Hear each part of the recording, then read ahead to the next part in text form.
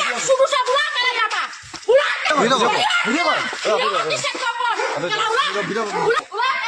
Police हाथ लगा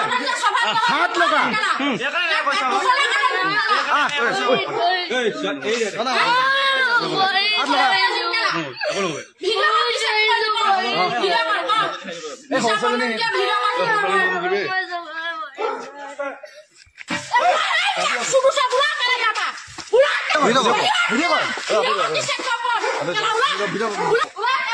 police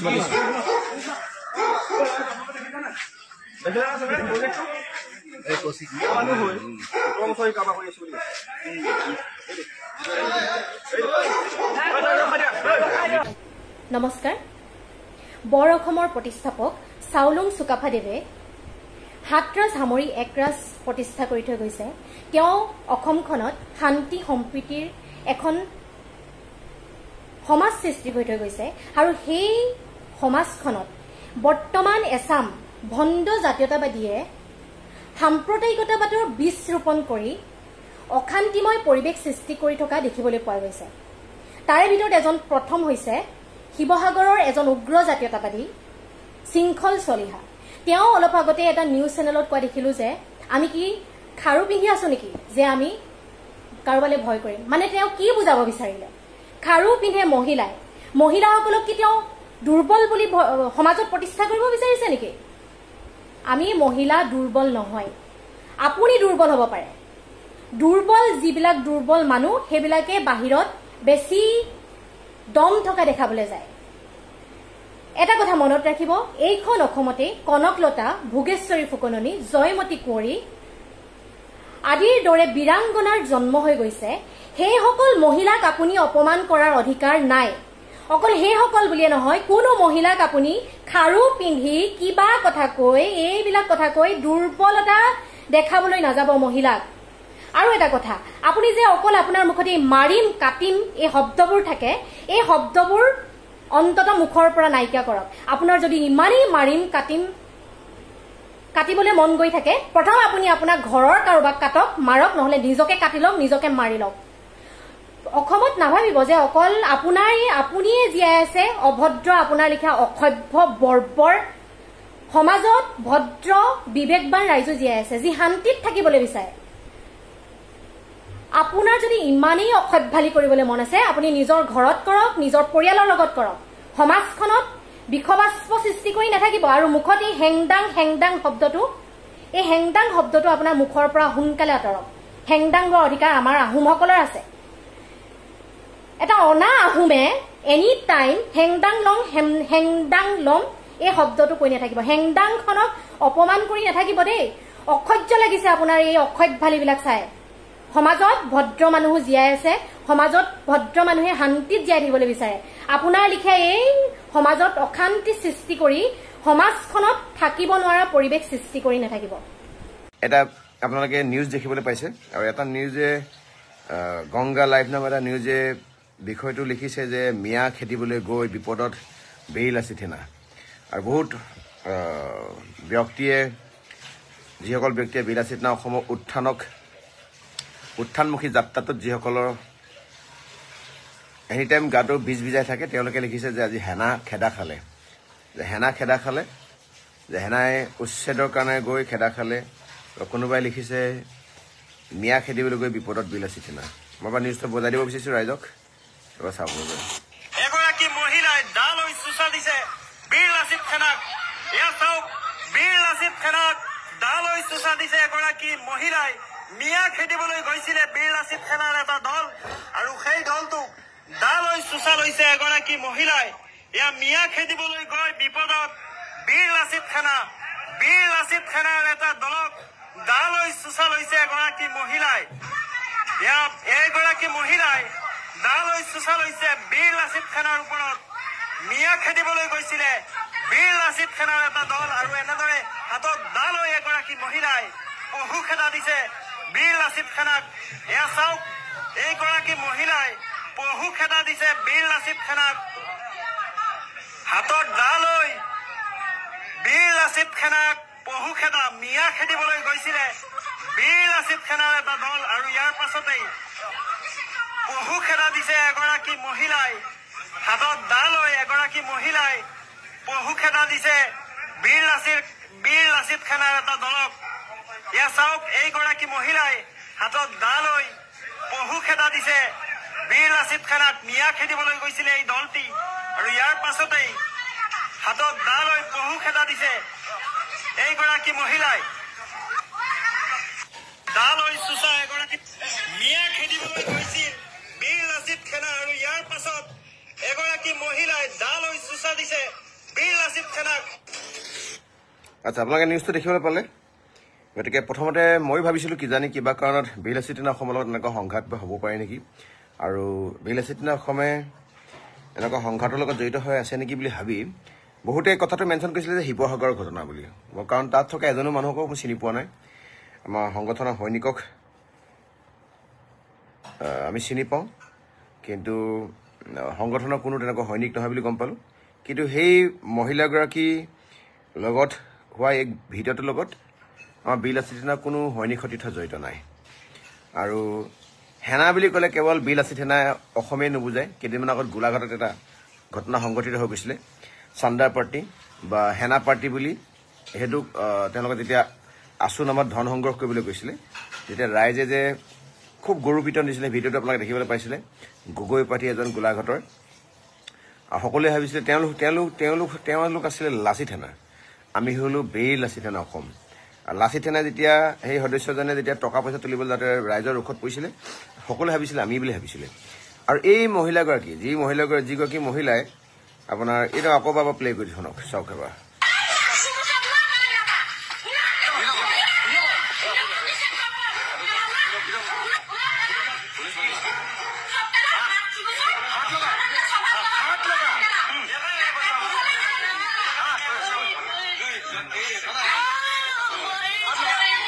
আচ্ছা দেখিবলৈ পালে এতিয়া কথাটো হয় এনেকুৱা ধৰণৰ মই অলপমান প্ৰথমতে ডাউটত আছিলোঁ কিন্তু তাত যিকেইজন ব্যক্তি দেখা পাইছিলোঁ এটা ফেচ মই চিনি নাপাওঁ কাৰণ সংগঠনটোৰ লগত মই 2019-20 চনৰ পৰা প্ৰায় 6 বছৰ হ'ল জড়িত হৈ থকা আৰু মই চিনি নাপাই শৃংখললৈ ফোন কৰিলোঁ আমাৰ শৃংখল চলিহালে শৃংখলে ক'লে বোলে ধৰিব পৰা নাই মই ইয়াত এজনো মানুহ মোৰ চিনাকি নাই শিৱসাগৰ ঘটনা বুলি কোৱাৰ কাৰণে শিৱসাগৰ জিলা সমিতি 2 এজনক ফোন কৰিলোঁ যে তেওঁলোকে ক'লে যে এই সেনা যিটো সেনা বুলি কৈছে সেনা বুলি ক'লে সকলোতে আমাৰ বীৰ লাচিত সেনা অসমকে বুজি পায় ৰন্তুপানী ফুকন শৃংখল চলিহা বা হৰকুমাৰ গগৈ বা হেমন্ত বৰা ডাঙৰীয়া নেতৃত্ব সংগঠনটো বুলি গম পায় কিন্তু এই সেনা শব্দটো পাছত লগায় আৰু লাচিত শব্দটো আগত লগায় বা সেনা শব্দটো পাছত লগায় তাৰ আগে পিছে মাজে অলপমান ইটো সিটো শব্দ বদলি কৰি এনেকুৱা ধৰণৰ কুকাণ্ড কৰি থকা এনেকুৱা ধৰণৰ অপৰাধজনিত ঘটনাত জড়িত থকা ঢেৰ তেনেকুৱা সংগঠন আছে গতিকে এই মহিলাগৰাকীৰ লগত হোৱা ঘটনাটো বীৰ লাচিত সেনা অসমৰ লগত জড়িত নহয়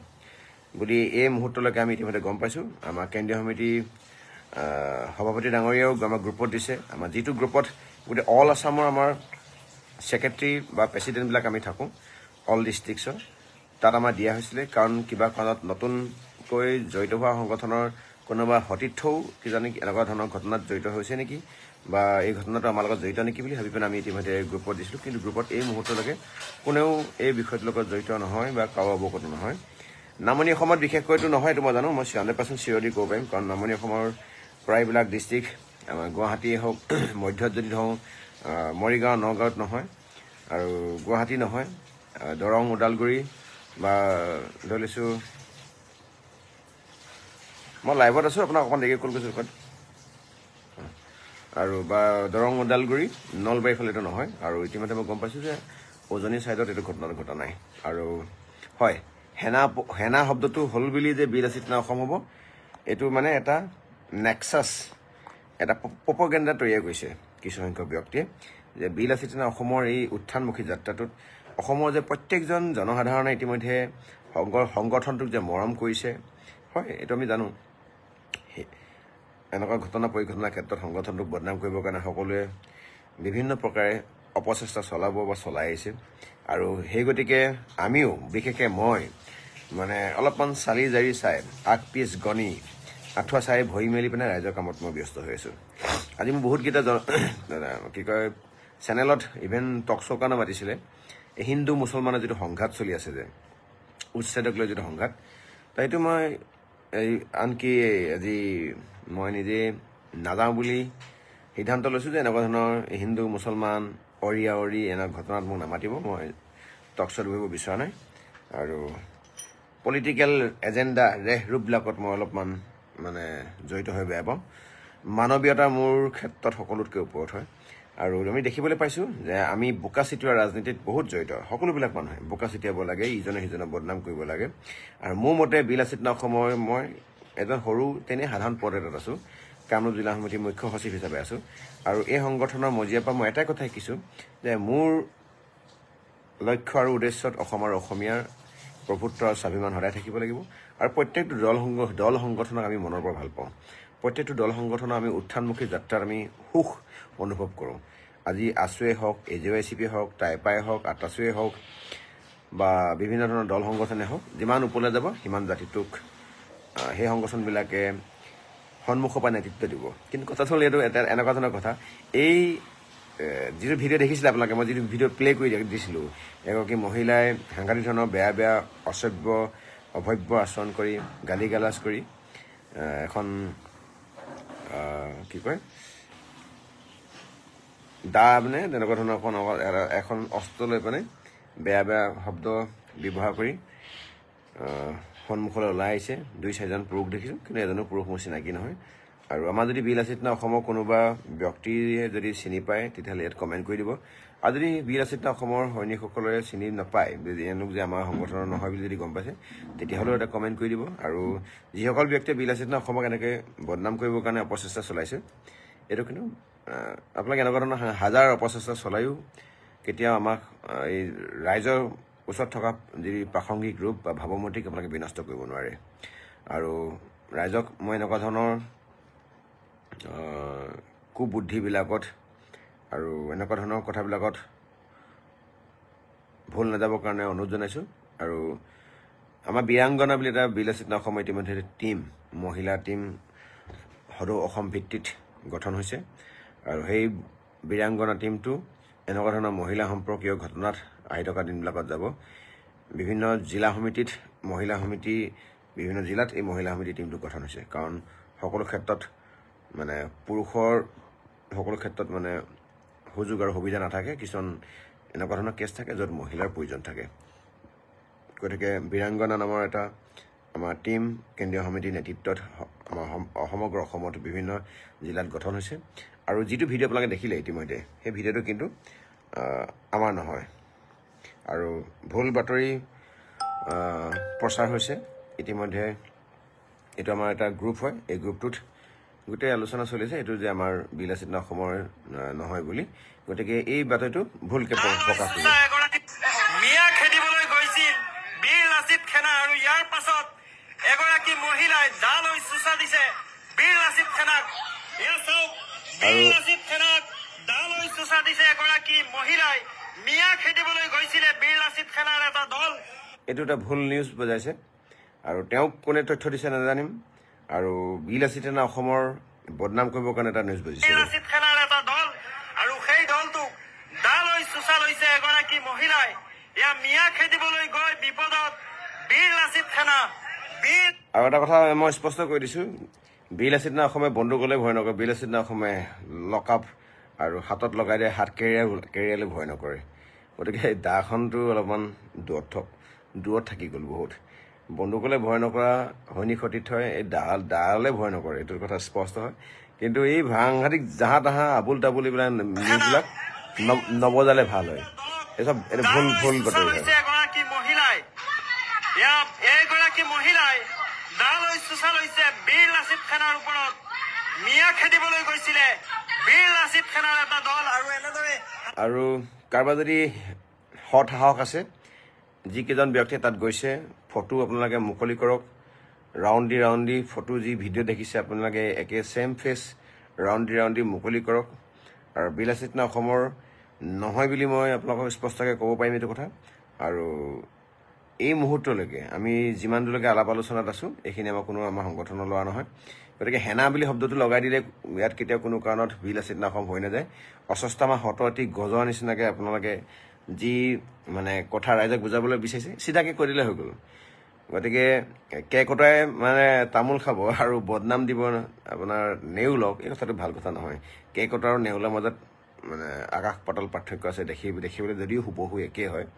গতিকে এটা ওপৰত থাকে, এটা তলত থাকে। গতিকে আপোনালোকে এই জাহা তাহা য'তৰ বাতৰিক আনি পেলাই বিলাসী অসমক ভাৱমূৰ্তিক নষ্ট কৰিবৰ কাৰণে কৰা এই বিষয়টো আমি ধিক্কা জনাইছোঁ। আৰু আকৌ এবাৰ ক'ম আপোনালোকক এই অকণমান এফুটীয়া 2 ফুটীয়া 1.5 ফুটীয়া নলোৱা কটাইলে বিলাসী অসমে ভয় নকৰে। আৰু ইতিহাস বিগত 10-15 বছৰত কৰি অহা কামেই আমাৰ পৰিচয়।